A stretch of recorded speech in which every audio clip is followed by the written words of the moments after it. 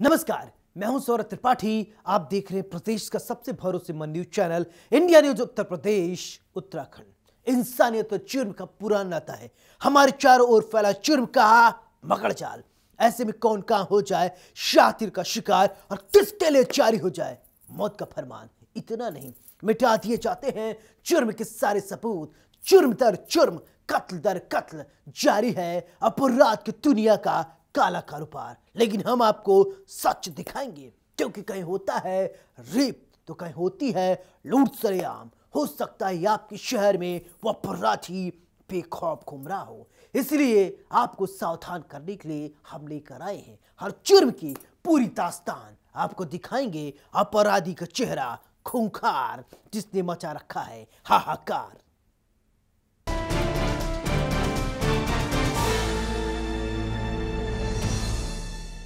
Jaunpur police और cyber cell की team ने एक ऐसे गिरोह का पर्दाफाश किया है जो आधार नंबर से लोगों की गाढ़ी कमाई उड़ा ले जाते थे। ये लोग अंगूठे का क्लोन बनाते थे, इसके बाद पैसे निकाल लेते थे। बताया जा रहा है 1 महीने के अंदर इन लोगों ने करीब 6 लाख से ज्यादा रुपए पार कर दिए। यानी सोचिए ये कितने हाईटेक होते गए हैं और किस तरीके से ये वारदात को अंजाम दे रहे थे। लेकिन पुलिस की सजगता की वजह से 2 शातिर चोरों को गिरफ्तार कर लिया गया है। ये खबर आपसे जुड़ी हुई बेहद ही महत्वपूर्ण है। इसे देखिए और समझिए और बचने की कोशिश करिए, नहीं तो आपके साथ भी हो सकता है ठगी। हाईटेक फ्रॉड से सावधान, अंगूठे का क्लोन बनाते हैं, जालसाजी का खतरनाक खेल। 1 महीने में खाते से उड़ाए 6 लाख रुपए, 96 पासबुक और नोट गिनने की मशीन बरामद। ऐसा कोई सगा नहीं जिसे इन्होंने ठगा नहीं। आधार नंबर देने से पहले सावधान, कहीं आप भी न हो जाएं ठगों का शिकार। किसी को अपना आधार नंबर बताने से पहले सावधान रहें। कहीं फोटोकॉपी कराने जा रहे हैं तो होशियार रहें, क्योंकि हम आपको जो बताने जा रहे हैं उसके बारे में सुनकर आपके होश उड़ जाएंगे। आज हम आपको जौनपुर के हाईटेक ठगों के बारे में बताएंगे। चलिए आपको पूरी कहानी तफ्तीश से बताते हैं, कैसे ये ठग लोगों को चूना लगाते हैं। ये जालसाज पहले लोगों के अंगूठों का क्लोन बनाते हैं, फिर जालसाजी कर खातों से पैसे गायब कर देते हैं।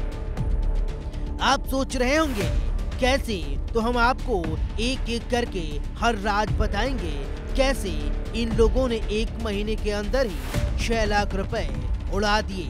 इतने ही नहीं, आरोपियों के पास से 96 पासबुक और नोट गिनने की मशीन भी बरामद की गई है। इस पूरे मामले को लेकर पुलिस अधीक्षक अजय साहनी का क्या कुछ कहना है, सबसे पहले वो सुनिए।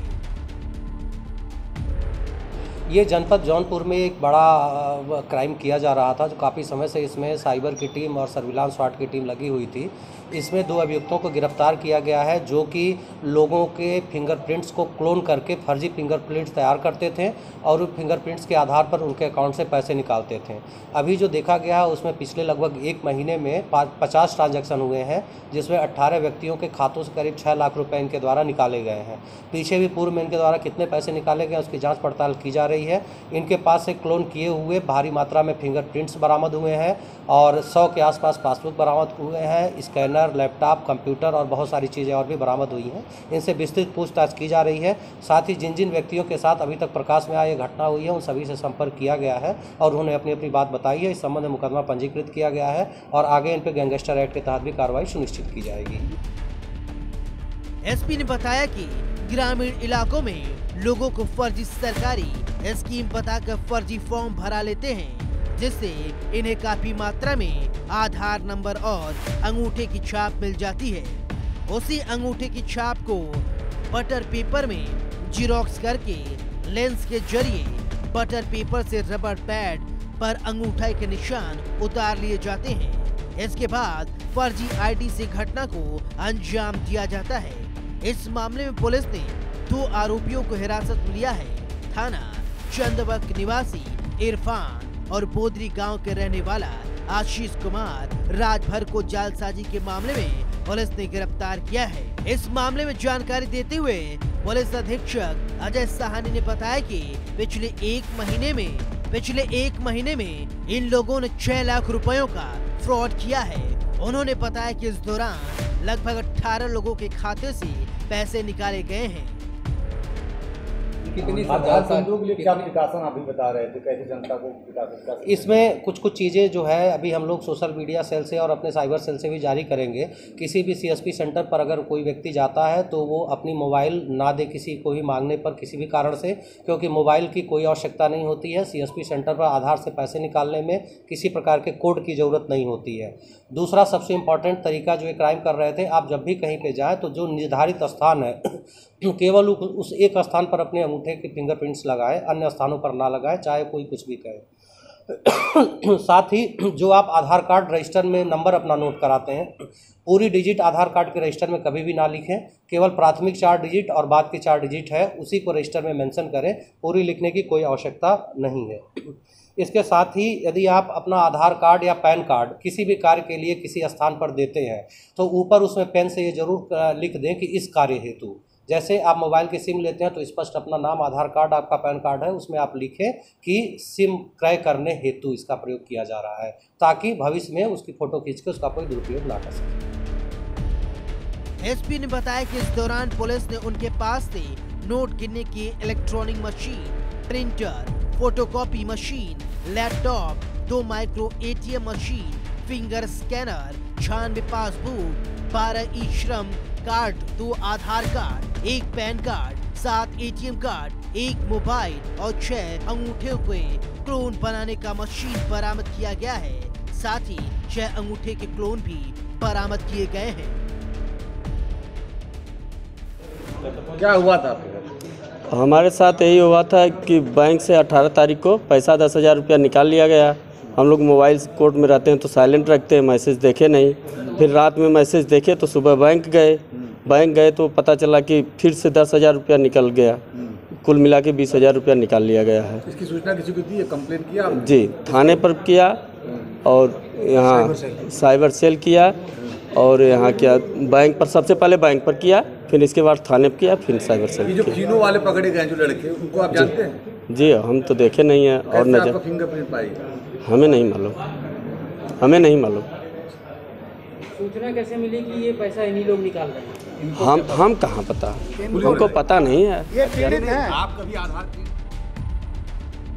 गिरफ्तार जालसाज बोदरी और इरफान ने बताया कि दोनों मिलकर इस फ्रॉड के काम को कर रहे थे।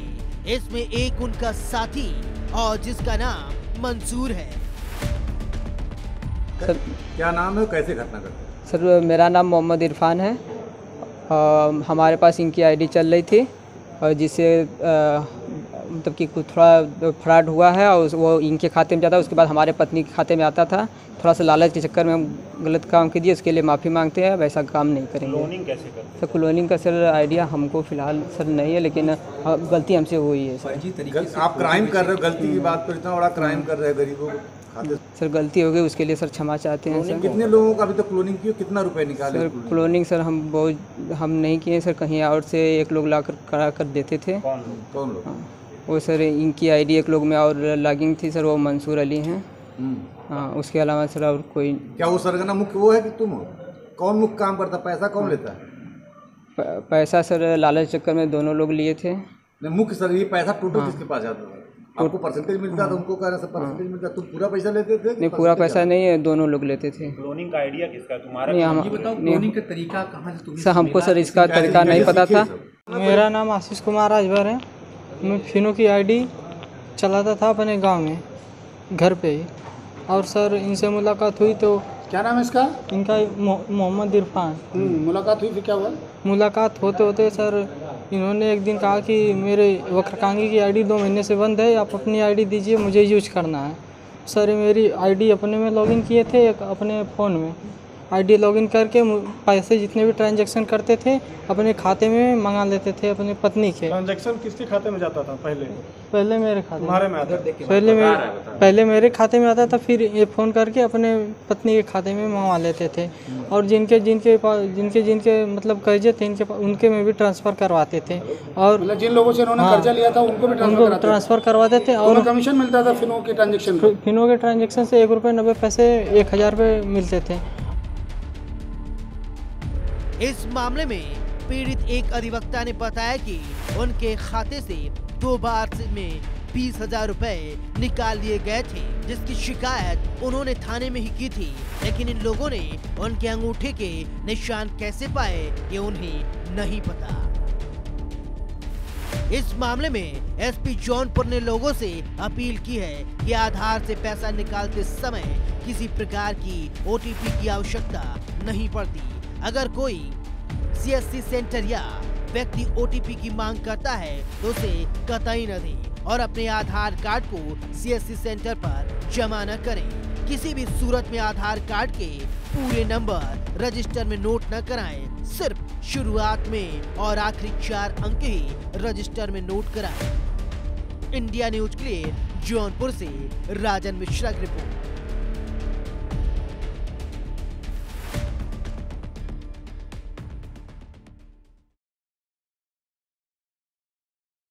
कहते हैं इंसानियत और जुर्म का पुराना नाता है, लेकिन कुछ ऐसी खबर हम आपको बताने जा रहे हैं जिसे देखकर सोचने पर आप मजबूर हो जाएंगे, आखिरकार ये रिश्तों को क्या हो रहा है। जी हां, बहराइच की खबर हम आपको दिखाएंगे।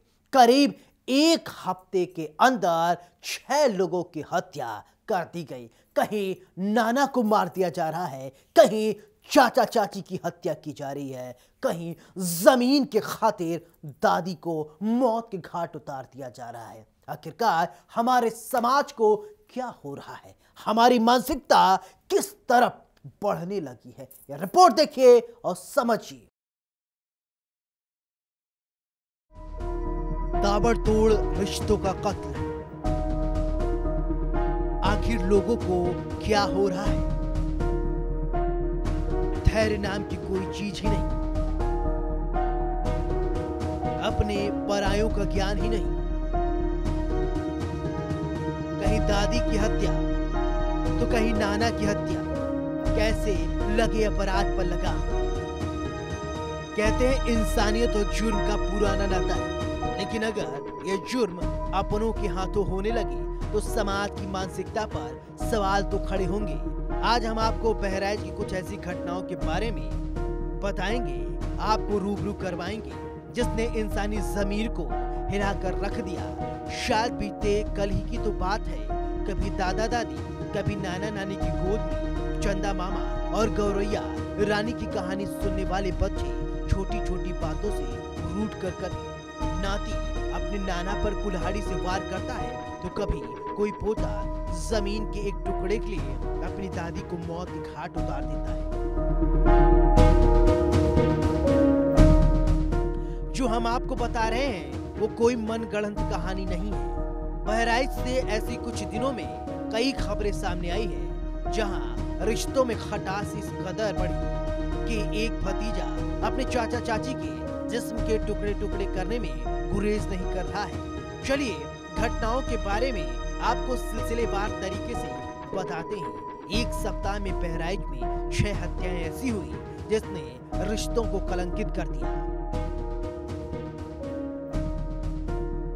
तारीख 16 अप्रैल 2022, कैसरगंज थाना क्षेत्र में एक पति ने अपनी पत्नी की निर्ममता से हत्या कर दी, जबकि पत्नी का दोष सिर्फ इतना था कि पति को बिना किसी मतलब घर से बाहर जाने से रोक रही थी। तारीख 17 अप्रैल 2022, बयागपुर थाना क्षेत्र के चंदवापुर में खेत में पानी लगाने को लेकर भतीजे ने अपने सगे चाचा चाची को फावड़े से काटकर हत्या कर दी। तारीख 17 अप्रैल 2022, कोतवाली देहात में मोटरसाइकिल की मांग को लेकर नाती ने अपने नाना की कुल्हाड़ी से काटकर हत्या कर दी। तारीख 17 अप्रैल 2022। कोतवाली नानपारा इलाके के केशवापुर में 100 गज जमीन के लिए पोते ने गोली मारकर अपनी ही दादी की हत्या कर दी।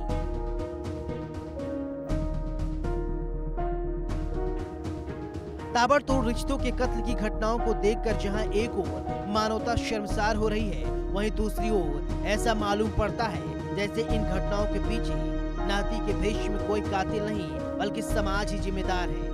आधुनिकता से लबरेज जीवन शैली एक तरफ जहां संयुक्त परिवार को सहारा देने से मुंह मोड़ रही है, वहीं एकल परिवारों को पाल पोस कर घर के आंगन में परवान चढ़ाने वाली युवा पीढ़ी को वक्त से पहले प्रौढ़ बना रही है। बीते एक सप्ताह में हुई 6 हत्याओं ने पुलिस महकमे के साथ साथ समाज को भी झकझोर दिया है।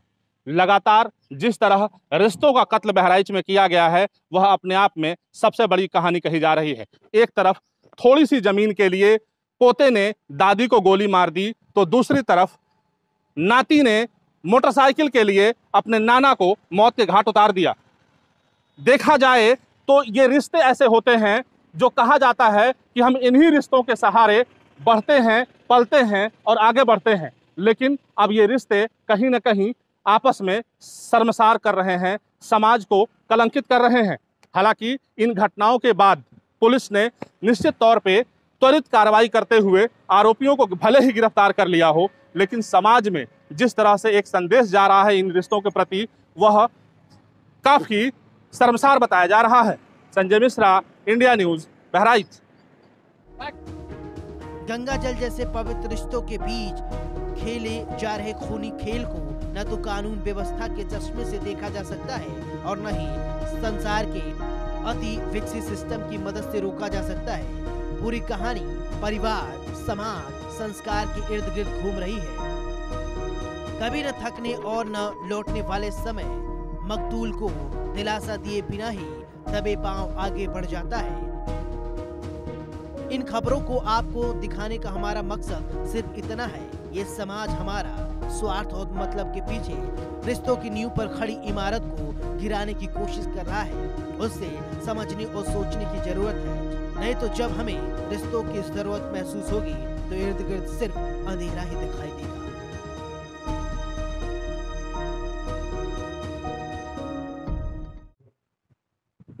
जिले में लगातार हो रहे रिश्तों के कत्ल ने समाज को झकझोर दिया है।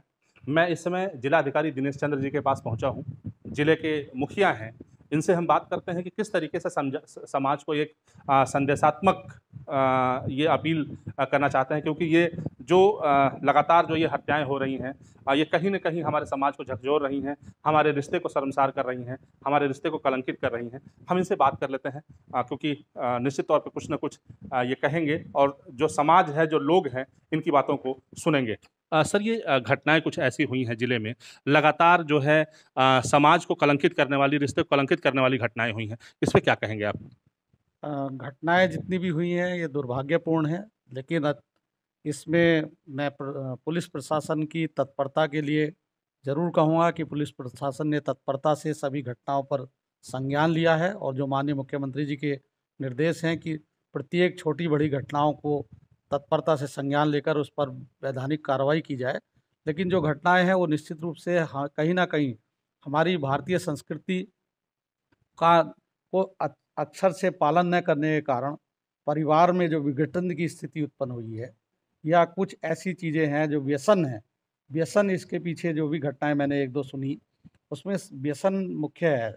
उन व्यसनों से बचने के लिए और परिवार को एकता के साथ संगठित रूप से आगे बढ़ाकर यदि हम रखेंगे, जो हमारी भारतीय संस्कृति का मूल है, तो निश्चित रूप से इन ऐसी घटनाओं में कमी आएगी और एक हमारा जो भारत राष्ट्र है, जो भारतीय संस्कृति और धर्म पर आस्था रखता है, उसके आधार पर हम ऐसी घटनाओं को रोक सकते हैं। सर, क्या लगता है कि स्वार्थ के आगे जो रिश्ते हैं वो कमज़ोर होते जा रहे हैं? अब ये चूँकि घटनाएं हुई हैं, इसकी विवेचना पुलिस कर रही है। मैं किन कारणों से घटना हुई है इस पर कोई राय नहीं दे सकता, लेकिन मैं इतना ज़रूर कहूँगा कि यदि हम अपने परिवार को संयम मर्यादित ढंग से और परिवार को प्रारंभिक रूप से शिक्षित करते हुए उन आदर्श मूल्यों के बारे में बचपन से बताएं जो हमारे धर्म ग्रंथों में वर्णित हैं, हमारी भारतीय संस्कृति के मूल आधार हैं, तो निश्चित रूप से ऐसी घटनाएं स्वतः कम होंगी। निश्चित तौर पे हमारी संस्कृति, हमारा आदर्श ये हमें समझाता है कि हम रिश्तों को ले करके चलें, लेकिन जिस तरीके से ये घटनाएं बहराइच में हुई हैं, ये कहीं ना कहीं अपने आप में शर्मसार करने वाली घटनाएं हैं।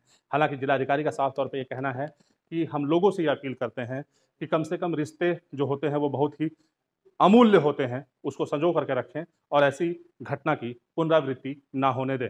Sanjay Mishra, India news, Bahraich. हर्ष के लिए फायरिंग, हर्ष के लिए मौत, आखिरकार क्यों? जब कोर्ट ने रोक लगा रखा है कि किसी भी शादी हो या फंक्शन हो आप हर्ष फायरिंग नहीं कर सकते, जरा सी ठाए ठाए के चक्कर में किसी की जान चली जाए, ये कहां का न्याय है? ये किस बात की मौज मस्ती है? अगर आप नहीं समझेंगे, अगर आप नहीं सुधरेंगे तो परिणाम बेहद ही खतरनाक होंगे, क्योंकि हम आपको दो तस्वीरें दिखाएंगे सुल्तानपुर के और लखीमपुर के। बस ठाए ठाए के चक्कर में दो जिंदगियां तबाह हो गई। हर्ष के लिए फायरिंग क्यों? मौत के लिए मौत क्यों? बस ठाए ठाए की आवाज और किसी की चली जाती है जान। कोर्ट के रोक के बाद भी क्यों नहीं मान रहे हैं लोग? लाख हिदायतों के बाद भी वैवाहिक कार्यक्रम में हर्ष फायरिंग की घटनाएं थमने का नाम नहीं ले रही हैं। हर्ष फायरिंग की वजह से लोगों की जान जा रही है। आपके टीवी स्क्रीन पर दो तस्वीरें दिखाई दे रही हैं। पहली तस्वीर सुल्तानपुर से है, जबकि दूसरी तस्वीर लखीमपुर से है, जहां हर्ष फायरिंग की वजह से मौत हुई है। चलिए इन दोनों तस्वीरों के बारे में हम आपको एक एक करके बताएंगे। तो सबसे पहले बात करते हैं सुल्तानपुर की। सुल्तानपुर में भी हर्ष फायरिंग के चलते एक शख्स को अपनी जान से हाथ धोना पड़ा। दरअसल ये मामला जयसिंहपुर कोतवाली क्षेत्र के पीपरी भवानीपुर गांव का है। इसी गांव के कादीपुर कोतवाली के बन के गांव से लड़की पक्ष के लोग तिलक चढ़ाने आए थे। तिलकोत्सव कार्यक्रम के दौरान अति उत्साहित लोगों ने हर्ष फायरिंग शुरू कर दी, जिसमें दोस्तपुर थाना क्षेत्र के कोहरा गांव के रहने वाले शेषमणि पांडे की गोली लगने से मौत हो गई। गोली लगने की वजह से वहां हड़कंप मच गया। इसी दौरान कुछ लोग शव को लेकर मृतक के घर पहुंच गए। शव घर पहुंचते ही हंगामा शुरू हो गया, जिसके बाद पुलिस को सूचना दी गई। पुलिस के आला अधिकारियों के हस्तक्षेप के बाद मामले की जांच शुरू कर दी गई। थाना जयसिंहपुर के पीपरी भवानीपुर गांव में विजय शंकर पांडे के यहाँ लगन का कार्यक्रम चल रहा था। कार्यक्रम के दौरान गोली चली, जिसमें शेषमणि पांडे सन ऑफ रामनयन पांडे निवासी कोहरा को गोली लगी, जिनका इलाज के दौरान मृत्यु हो गई।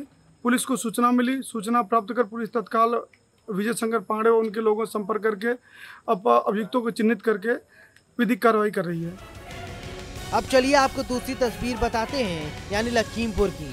तिलक समारोह में डीजे पर डांस करने के दौरान हुई हर्ष फायरिंग में एक युवक को गोली लग गई। गोली लगने के बाद युवक की मौत हो गई।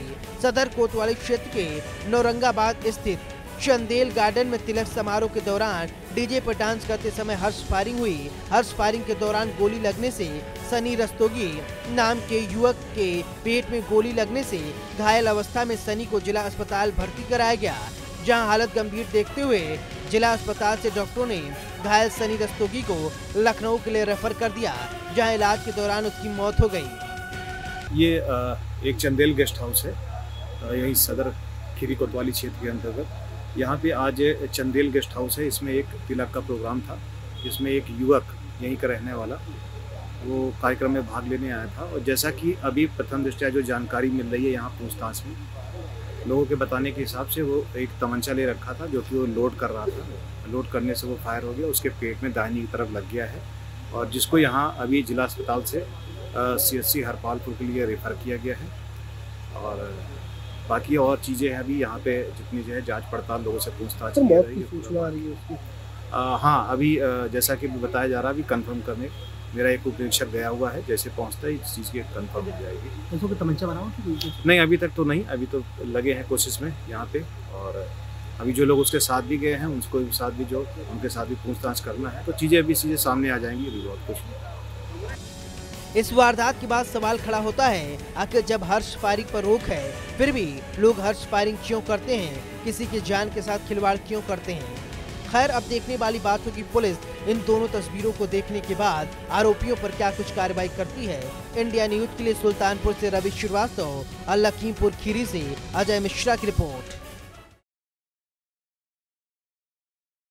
हमारा मकसद आपको डराना नहीं है, आपको बताना है समाज में किस तरीके से जराइम की काली कहानी बुनी जा रही है। कल फिर मिलेंगे कुछ और काली कहानियों के साथ, तब तक दीजिए अपने दोस्त सौरभ त्रिपाठी को इजाजत। लेकिन चलते चलते दोस्तों एक गुजारिश, सावधान रहें, सुरक्षित रहें, अपने परिवार का बहुत ख्याल रखें, क्योंकि अपराध कहीं भी कभी भी किसी के हाथ हो सकता है। नमस्कार।